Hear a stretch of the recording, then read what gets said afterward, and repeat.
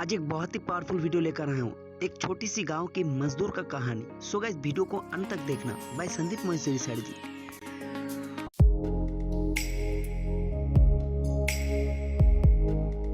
एक छोटा सा गांव था।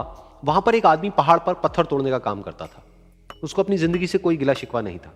पूरा दिन वो काम करता, मेहनत करता। दिन के एंड में जो थोड़ा बहुत पैसा मिलता वो जा करके अपने परिवार के साथ में थोड़ा सा टाइम स्पेंड करता और चैन से सो जाता। तो एक दिन रोज की तरह वो अपना काम खत्म करके अपने घर की तरफ जा रहा था। तो रास्ते में चलते चलते उसके मन में ख्याल आया कि ये भी कोई जिंदगी है कि सुबह से शाम तक मैं पत्थर तोड़ने का काम करता हूं और एंड में मेरे को थोड़े से पैसे मिलते हैं, जिसमें मुश्किल से मेरा और मेरे परिवार का गुजारा हो पाता है।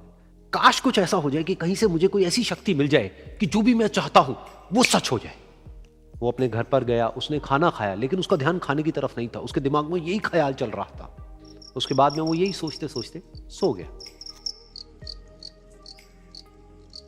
फिर नींद आने के कुछ देर बाद उसको एक सपना आया। सपने में उसने देखा कि रोज की तरह वो अपना काम खत्म करके अपने घर लौट रहा था। रास्ते में उसने एक बहुत ही बड़ा घर देखा और उसके मन में आया कि काश ये घर मेरा होता और मैं इसका मालिक होता। और उसके ये सोचते ही वो उस घर का मालिक बन गया। उसको यकीन ही नहीं हो रहा था कि जो उसने सोचा वो बन चुका है। लेकिन उसकी खुशी ज्यादा देर नहीं टिक पाई, क्योंकि उसको एकदम से एक शोर सुनाई दिया। उसने अपने घर के बाहर देखा कि एक बहुत बड़ी रैली निकल रही है, जिसमें बीचों बीच एक पॉलिटिशियन है जो ऐसे ऐसे हाथ हिला रहा है। और वहां पर जितने भी लोग खड़े थे सब उसके नाम के नारे लगा रहे थे, उसके आगे हाथ जोड़ करके खड़े थे। सब उसको देखने के लिए तड़प रहे थे। तब उसको यह एहसास हुआ कि मैं कितना छोटा हूं उसके आगे। और फिर उसके अंदर से एक ख्याल उठा कि काश मैं ये पॉलिटिशियन होता और मेरे पास भी इतनी ही पावर होती जितनी कि इसके पास में है। बस उसका इतना सा सोचने की देर थी, वो पॉलिटिशियन बन गया। उसकी खुशी का ठिकाना नहीं था, क्योंकि उसके आसपास में हजारों लोगों की भीड़ थी और सब उसको देखने के लिए तरस रहे थे, तड़प रहे थे। लेकिन उसकी ये खुशी भी ज्यादा देर नहीं टिक पाई। धूप बहुत ही तेज थी और उस पॉलिटिशियन को आदत नहीं थी इतनी गर्मी में रहने की। तो उस धूप की वजह से उसको चक्कर आ गए और वो बेहोश होकर के गिर गया। फिर उसको एहसास हुआ कि ये पॉलिटिशियन सबसे ताकतवर नहीं है, ये जो सूरज है ये सबसे ताकतवर है। और उसके मन में आया कि काश मैं ये सूरज बन जाऊं तो मेरे आगे कोई नहीं टिक पाएगा। और उसका इतना सा सोचने की देर थी और वो सूरज बन गया।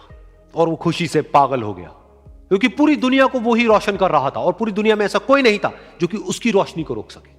लेकिन उसकी ये खुशी भी ज्यादा देर टिक नहीं पाई, क्योंकि कुछ ही देर बाद आसमान में कुछ काले बादल आए जिन्होंने कि उस सूरज की रोशनी को रोक दिया।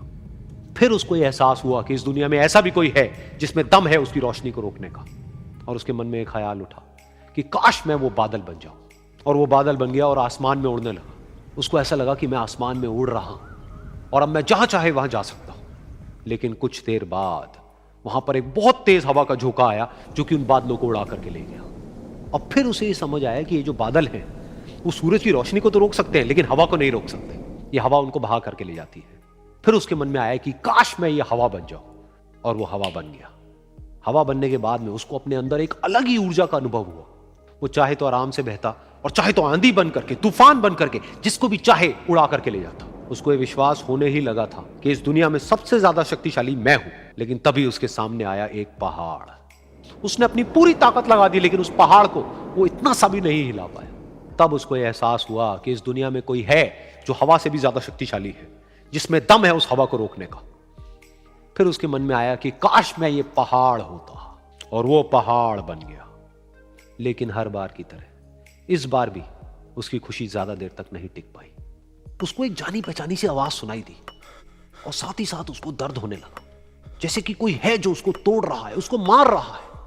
तो दर्द से वो चीखने लगा और उसके मन में आया कि काश मैं वो बन जाऊं क्योंकि इस पहाड़ को तोड़ने का दम रखता है। लेकिन इस बार उसकी ये ख्वाहिश पूरी नहीं हुई।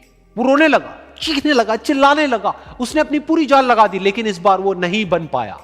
उसका दर्द बढ़ता ही चला जा रहा था और दर्द की वजह से एकदम से उसकी नींद खुली और सामने शीशा था। उसने शीशे में देखा और उसको समझ आया कि सपने में मैं वो क्यों नहीं बन पा रहा था जो मैं बनना चाहता था, क्योंकि असलियत में मैं वो ही हूं।